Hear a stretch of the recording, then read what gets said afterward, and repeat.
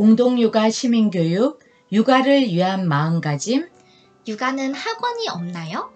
육아 초보인 당신, 여기 기대유. 안녕하세요.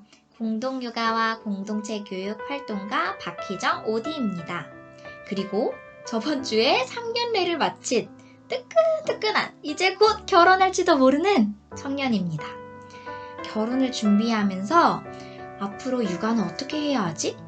진짜 아기를 낳으면 어떻게 일하지? 고민하면서 저와 같은 분들이 많을 거라 생각했어요.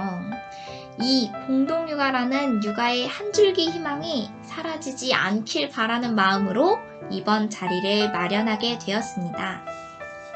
안녕하세요. 저는 공동육아 어린이집에서 제 아이들을 키우다 보니 공동육아가 너무 좋아서 아예 공동육아가 직업이 되어버린 이송지 송이입니다. 반갑습니다. 육아 초보인 당신 기대유는 육아를 계획하고 있는 예비 부모가 육아에 대한 두려움을 조금이나마 내려놓기를 바라는 마음으로 마련한 자리입니다. 참여자들과 육아에 대한 올바른 가치관, 일 병행 가능성 등을 함께 고민하고 좋은 어린이집의 특성과 사례, 특히 공동육아 어린이집의 정보를 공유할 예정입니다.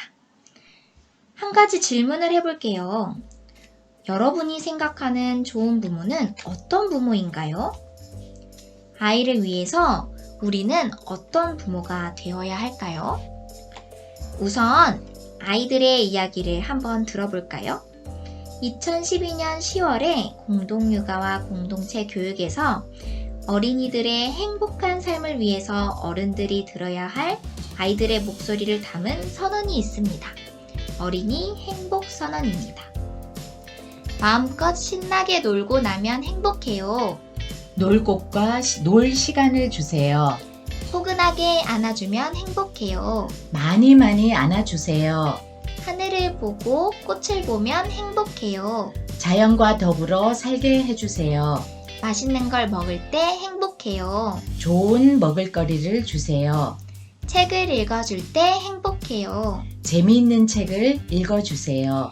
어른들이 기다려줄 때 행복해요. 잘 못하고 느려도 기다려주세요. 제 말을 귀담아 들어줄 때 행복해요. 제 이야기를 들어주세요. 제 힘으로 무엇을 했을 때 행복해요. 저 혼자 할 수 있게 해주세요. 어른들이 행복해야 우리도 행복해요. 모두 함께 행복하게 해주세요. 다른 아이들이 행복해야 저도 행복해요. 모든 아이들이 저처럼 행복하게 해주세요. 이런 아이들의 바램을 들어줄 수 있는 부모는 어떤 부모일까요? 아이의 필요를 잘 읽을 줄 아는 부모입니다. 부모는 아이의 말과 표정, 행동을 보면서 아이가 무엇을 원하는지 읽을 줄 알아야 합니다. 그리고 아이가 듣기 좋은 말투와 속도로 이야기하는 것이 좋습니다. 부모의 입장보다 아이의 입장에서 생각하고 행동하는 것이 중요하지요. 아이의 욕구와 필요보다 SNS용 사진 찍기에만 집중해서는 안 되겠죠. 두 번째, 관계를 잘 맺는 부모입니다. 이모, 고모, 삼촌, 외삼촌, 언니, 오빠, 형, 누나가 우리 아이들은 필요합니다. 관계 속에서 아이들은 다른 사람에게 관심을 기울이고 배려하는 사람으로 성장합니다. 아이가 핵가족 속에서 경험할 수 없는 관계를 넓혀줄 수 있는 사람은 바로 부모입니다. 부모는 아이들에게 관계를 경험할 수 있는 환경을 만들어줘야 합니다. 세 번째, 생태 감수성이 있는 부모입니다. 자연재해, 멸종위기, 코로나 바이러스, 앞으로 우리 아이들은 기후위기 시대를 살아가야 할지도 모릅니다. 그래서 아이들은 어렸을 때부터 사람만이 아니라 자연과 더불어 살아가는 방법을 배워야 합니다. 부모는 아이들이 자연과 어울릴 수 있는 환경을 만들어 가야 할 책임이 있습니다. 생태 감수성이 있는 부모와 함께 아이들은 미래를 살아갈 힘을 얻을 수 있습니다. 네 번째는 놀 줄 아는 부모입니다. 부모가 잘 놀아야 아이도 잘 놀 수 있습니다. 책 호모 루덴스에서는 인간은 놀이를 모든 활동에 적용하는 종이라 했습니다. 놀이 속에서 아이들은 이야기를 만들어내는 창의력, 놀이를 지속하는 끈기, 즐거움을 위해 참아내는 인내, 그리고 친구들과 함께 놀면서 양보하는 배려 등 많은 것을 느낀답니다. 참 힘드네요. 듣는 저도 참 마음이 쉽지 않습니다. 예비부모, 그들의 고민을 들어볼까요?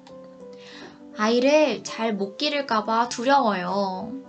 혼자서 아이를 기르려니 너무 힘들고, 뭐가 맞는지도 모르겠고, 조언을 구할 사람도 없고.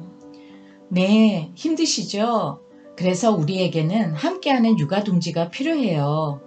육아동지란 육아의 어려움을 공감하고 함께 해결하는 동지입니다. 조금만 눈을 돌리면 육아동지는 바로 곁에 있답니다. 우리 모두 육아동지가 될 수 있어요. 고민은 이게 끝이 아니에요. 잘 기르고 싶어도 맞벌이여서 아이를 볼 시간이 많지 않고, 심지어 어떤 어린이집에 보내야 할지도 모르겠다니까요. 나 대신에 우리 아이를 봐줄 사람인데 뭘 보고 뭘 믿고 보내죠? 대기자가 많은 어린이집이 좋은 어린이집인가요?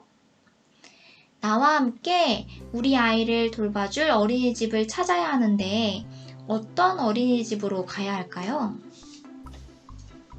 첫째, 믿고 맡길 수 있는 어린이집을 찾아야 합니다. 부모와 선생님이 육아의 동반자로서 함께 아이를 키우는 어린이집을 추천합니다. 아이들이 어떻게 생활하는지 언제든지 알 수 있고, 보육료가 어떻게 쓰이는지 알 수 있는 투명하고 개방된 곳이 좋습니다.